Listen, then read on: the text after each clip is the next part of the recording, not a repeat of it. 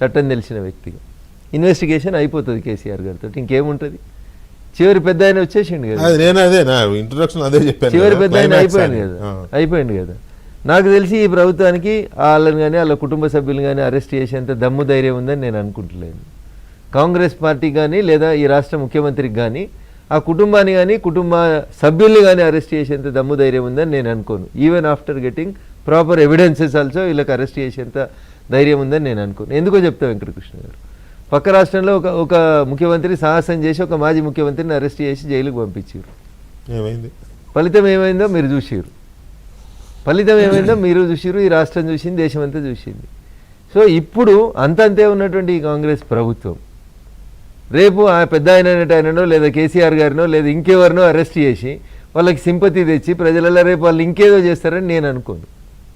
వీళ్ళు ఎక్కువ చేయగలిగేది ఏంది తెలంగాణ పోలీసు వాళ్ళు అంటే కొండను తవ్వి ఎల్కను బట్టి లాస్ట్కి ఒక ఛార్జ్షీట్ ఎత్తారు.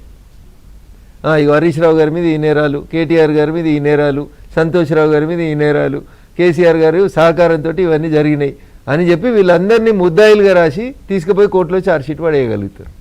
నా రిక్వెస్ట్ ఏంటంటే ఇన్వెస్టిగేషన్ కేసీఆర్ గారిది అయిపోయిన తర్వాత లేదా విచారణ పూర్తయిన తర్వాత మీ భాషలో చెప్పండి, లేలే మీరు ఏం చేస్తారనేది కరెక్ట్ పబ్లిక్ చెప్పుండ్రి. ఇక మాకు ఈ ఆధారాలు వచ్చినాయి, కేసులో ఛార్జ్షీట్ వేస్తున్నాం, సాక్ష్యాలు ఆధారాలు లేవు వదిలేస్తున్నాం, ఏ చెప్పరు వెంకటకృష్ణ గారు. మీరు చూడు గుంభరంగా మూసుకొని కూర్చుంటారు, వీళ్ళు ఫైల్ అన్ని మూసుకొని దాచిపెట్టుకుంటారు. మళ్ళీ నచ్చినప్పుడు ఎప్పుడో తీసుకుపోయి దాంట్లో ఛార్జ్షీట్ వేసి వారిస్తారు.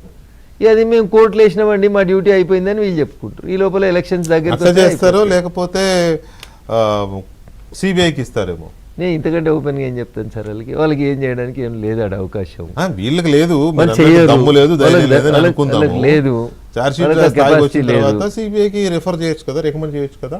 అదే ఇది ఇంకో 3 ఏళ్ళు నడిపి ఎన్నికల కంటే కొద్ది రోజుల ముందు దాన్ని తీసుకుపోయి బీజేపీలోకి ఇచ్చినాం, కేంద్ర ప్రభుత్వానికి ఇచ్చినాం, కేంద్ర ప్రభుత్వం చేస్తలేదు సిబిఐని, బీఆర్ఎస్ వాళ్ళు బీజేపీ వాళ్ళు ఒకటి.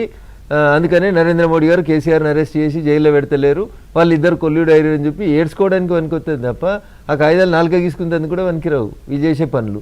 వీళ్ళు ఇట్లా ఛార్జ్షీట్ వేస్తారు, ఒక నిమిషం చెప్పాలి జనానికి కరెక్ట్ మెసేజ్. వీళ్ళు ఇట్లా కొంచెం ఛార్జ్షీట్ అట్లా వేస్తారు, వేరే వాళ్ళు తెల్లారి పోయి కోర్టుకి వెళ్ళి స్టే తెచ్చుకుంటారు. ఇంకేం పాడైంది, ఇంకా మళ్ళీ తెచ్చుకున్నారు కానీ తెచ్చుకుంటారు.